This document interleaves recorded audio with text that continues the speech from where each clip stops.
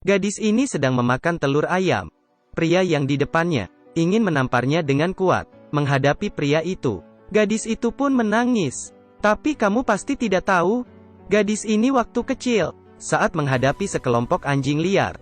Tanpa rasa takut, dia menggunakan garpu dan membunuh mereka. Namanya Jae-yun. Dari kecil dia diubah oleh organisasi misterius. Dia memiliki otak yang jenius dan bisa mengontrol barang dengan pikiran. Jae-yun adalah produk uji coba yang paling berhasil. Karena dia terlalu kuat, organisasi takut tidak bisa mengontrolnya dan ingin memusnahkan dia. Tapi Jae-yun sudah kabur terlebih dulu. Organisasi mencari semalaman, tapi tidak ketemu orangnya. Keesokan hari, dia terbaring di atas sawah. Setelah 10 tahun, Jae-yun diadopsi oleh sepasang petani. Sekarang, dia sudah menjadi anak petani yang normal. Ibunya yang sakit, dan semakin kehilangan ingatan. Tapi dia masih tetap mengingat anak dia.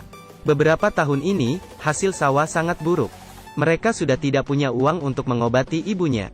Dan Jae-yun seperti sudah lupa hal-hal yang dialami waktu kecil. Hanya saja sering sakit kepala.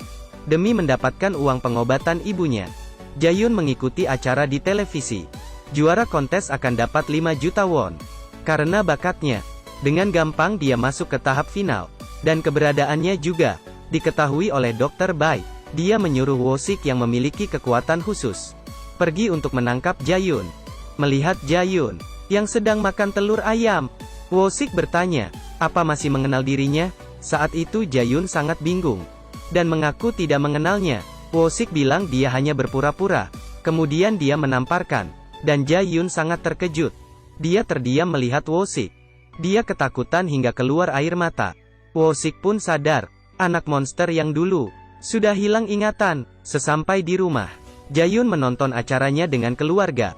Tapi ayahnya tidak senang, karena saat Jae-yun menunjukkan keahlian, dia membuat mic berterbang di udara. Ayahnya tahu ini bukan sulap, tapi ini adalah kekuatan Jae-yun sejak kecil. Dia takut anaknya ditangkap orang lain. Kepala yang sangat sakit membuat Jae-yun terbangun. Ketika dia keluar dari kamar, dia ditodong pistol ke arah kepalanya. Teman baiknya juga ditangkap.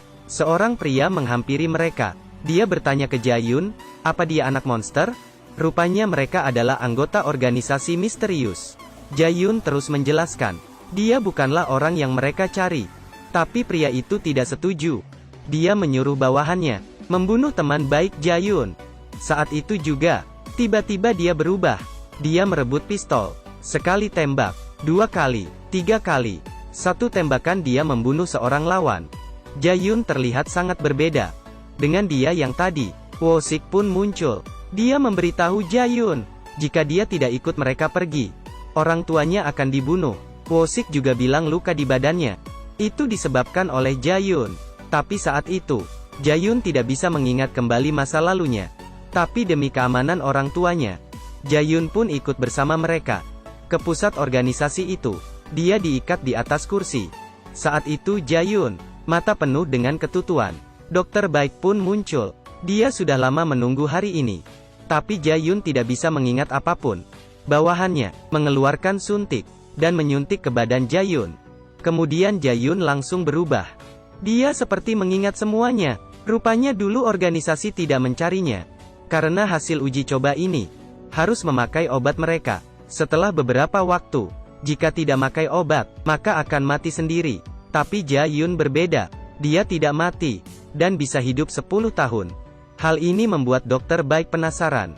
Karena Jae-yun adalah uji coba dia yang paling berhasil. Agar dia bisa ke puncak kekuatannya, dia menyuntik lagi ke badan Jae-yun.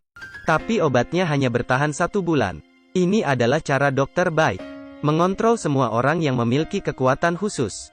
Tapi Jae-yun yang sudah sembuh sangat berbeda dengan sebelumnya. Saat Dokter Baik sadar ada yang salah, semua sudah terlambat. Wanita ini dengan 1 tamparan bisa membunuh seorang pria. Demi menahan dia, Dokter Baik mengeluarkan obat bius. Tapi Jae-yun yang memiliki kekuatan khusus tiba-tiba muncul di belakang dia. Jae-yun memberitahu semua kebenaran. Sebenarnya dia tidak hilang ingatan. Seorang dokter memberitahu dia, otaknya mulai berubah. Jika tidak transplantasi sumsum tulang, hidupnya tinggal sebulan saja. Walaupun sudah bertahun-tahun, Jae-yun mencari mereka, tapi tidak ada informasi. Dengan terpaksa, dia menggunakan pertunjukan sulap di televisi agar organisasi misterius bisa menemukan keberadaannya.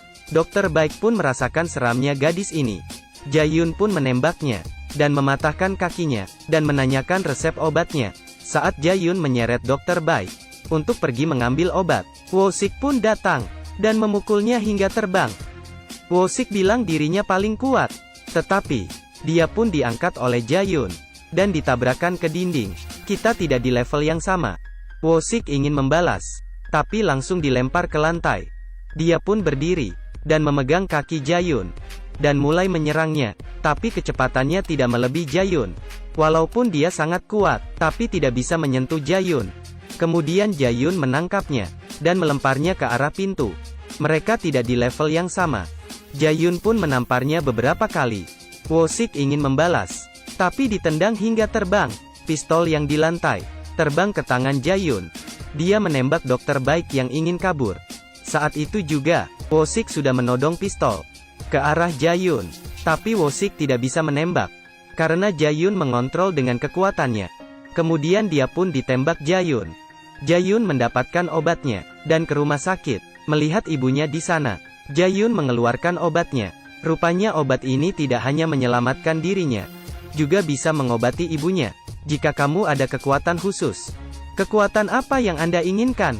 Kalau saya ingin kalian bisa menyukai video saya. Terima kasih. Jangan lupa like dan subscribe ya.